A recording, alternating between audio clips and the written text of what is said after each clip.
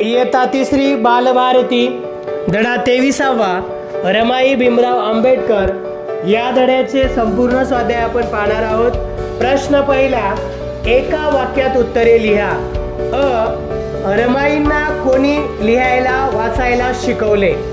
उत्तर, रमाईंना डॉक्टर बाबासाहेब आंबेडकरांनी लिहायला वाचायला शिकवले। डॉक्टर आंबेडकर शिक्षणासाठी कोठे गेले होते?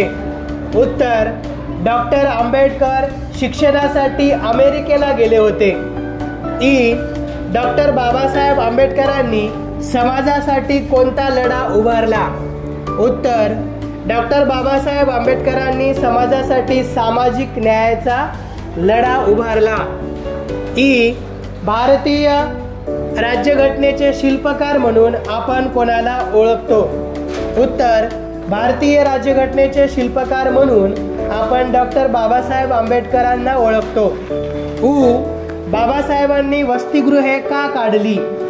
उत्तर, पददलितांचे स्वावलंबन, स्वाभिमान व आत्मउद्धारासाठी बाबासाहेबांनी वसतिगृहे काढली। वसतिगृहातील सर्व मुले का भारावून गेली? उत्तर, रमाईंच्या प्रेमाने वात्सल्याने वसतिगृहातील सर्व मुले भारावून गेली। पुढचा प्रश्न दुसरा, 2-3 वाक्यात उत्तरे लिहा। डॉक्टर बाबासाहेब आंबेडकरांना भारतीय घटनेचे शिल्पकार का म्हणतात? उत्तर, डॉक्टर बाबासाहेब आंबेडकर हे भारतीय राज्यघटना मसुदा समितीचे अध्यक्ष होते। मसुदा समितीचे कार्य करताना त्यांनी खूप परिश्रम घेतले, म्हणून त्यांना भारतीय राज्यघटना समितीचे शिल्पकार म्हणतात। रमाईंनी वसतिगृहात अन्नधान्याचा तुटवडा दिसल्यावर काय केले? उत्तर, रमाईंना वसतिगृहात अन्नधान्याचा तुटवडा दिसताच लगेच त्यांनी सोन्याच्या बांगड्या वसतिगृह प्रमुखांकडे दिल्या। त्या मोडून आलेल्या पैशांनी धान्य व आवश्यक ते सगळे सामान आणले। पुढच्या काही दिवसांची बेगमी होईल एवढे अन्नधान्य भरून ठेवले। पुढचा प्रश्न 3, कंसात दिलेल्या शब्दांपैकी योग्य शब्द निवडून वाक्य लिहा।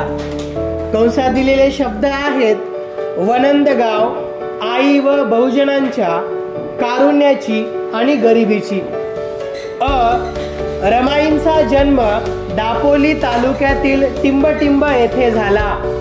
वनंदगाव। रमाईंच्या घरची परिस्थिती अत्यंत टिंबटिंब होती। गरिबीची। रमाईंना टिंबटिंब मूर्ती संबोधले जाते। कारुण्याची। रमाई दीनदलितांच्या टिंबटिंब सावली झाल्या। उत्तर, आई व बहुजनांच्या।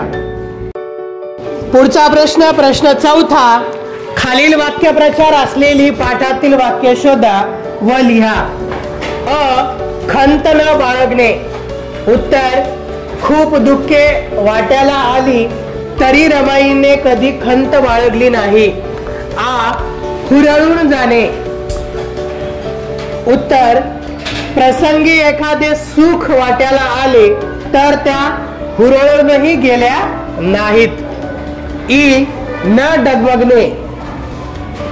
उत्तर, त्यांच्या समोर संकटांचे डोंगर उभे होते तरी त्या कधीही डगमगल्या नाहीत। भारावून जाणे।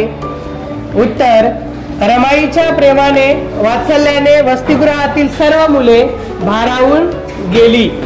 पुढचा प्रश्न आहे 5वा, विरुद्धार्थाचे शब्द लिहा। अन्याय, न्याय। अपमान, मान।